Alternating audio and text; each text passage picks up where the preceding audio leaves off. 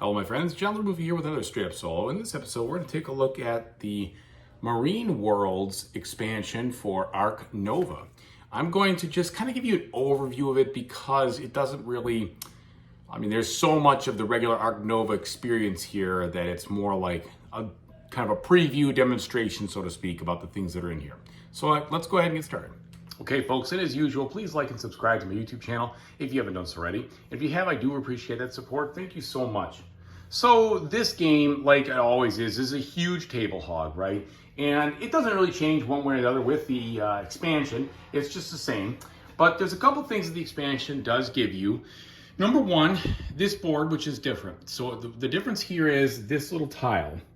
So you can take this, and what this will do is it will give you the opportunity to choose one of these research tiles over here, and they all have the different all the different animal types. Okay, so whereas before it might be tough to get some of the requirements for some animals you need, now you can take a research station that will help you do that. And I think that was a good quality of life, so to speak, improvement and gameplay improvement. So we have that now in this board.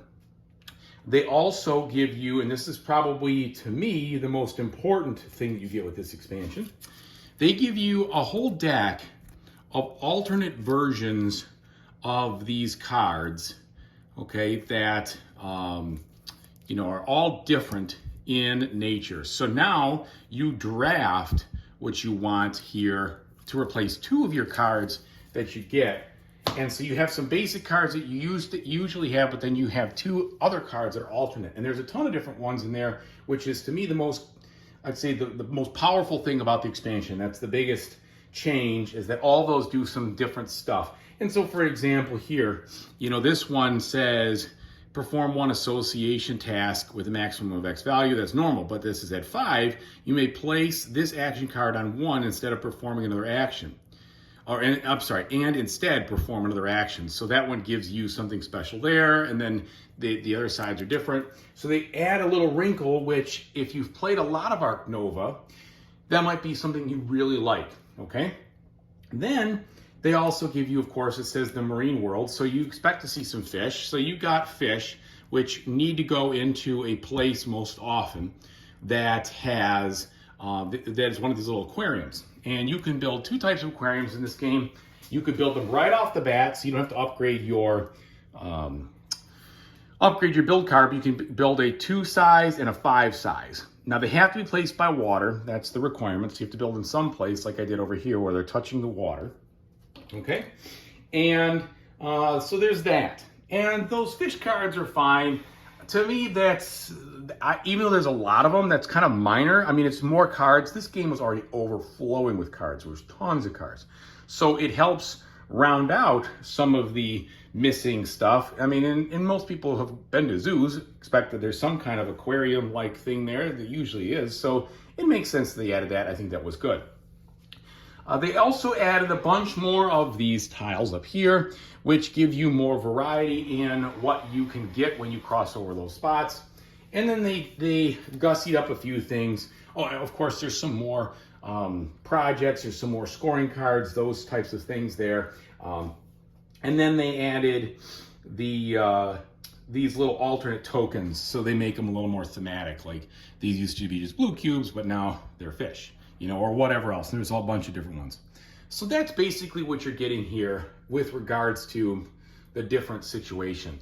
I don't think this is really all that necessary, but they did make a tile here that you can put down to deal with normally when you play solo, you start at 10 or 20 reputation. Well, this is kind of like a reminder that the cards that require a maximum of 25 reputation now can go up to 45 if you start that way. So that helps a little bit. I think it's minor, but it was a nice little thing they threw in there. So that's totally fine. So basically that's what we're talking about with this expansion.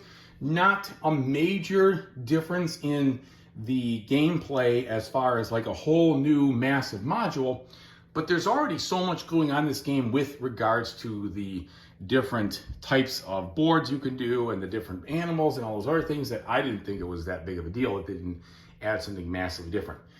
The best thing, like I said, the biggest difference, I should say, were all of these different cards that you can draft on, and they all go for each of the different 5 different actions. So anyway, that's kind of an overview of what's going on.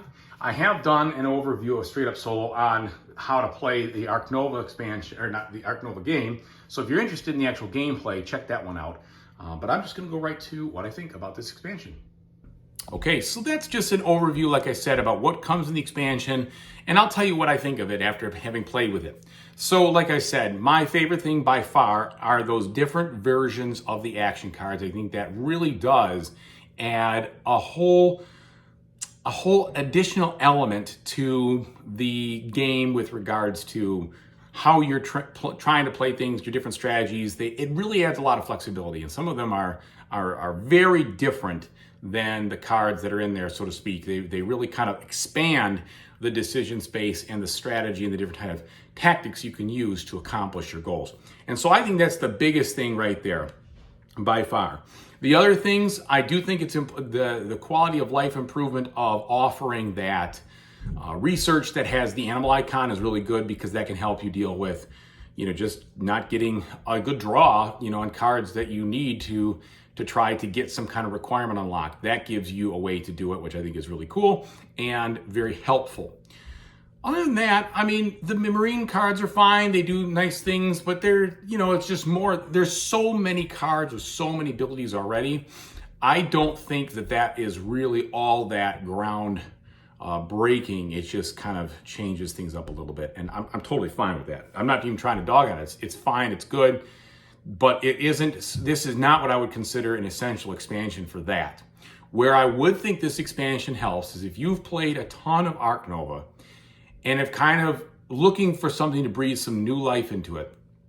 The different action cards will definitely do that, I think, because they're just very different in the little nuances that allow you to do something different that you couldn't do before, and I think that's really cool. I think that's really helpful. The other stuff is just more of the same good content, but I would not say that it's going to massively enhance your experience, because now you have fish cards and a couple of different buildings to build. They're okay, there's nothing wrong with it, but it's not going to really change the feel of the game, nor is it really going to breathe a ton more additional fun into it, in my opinion. So if you were someone who liked Ark Nova and wants some more additional choices, flavors, that sort of thing, this is going to help you.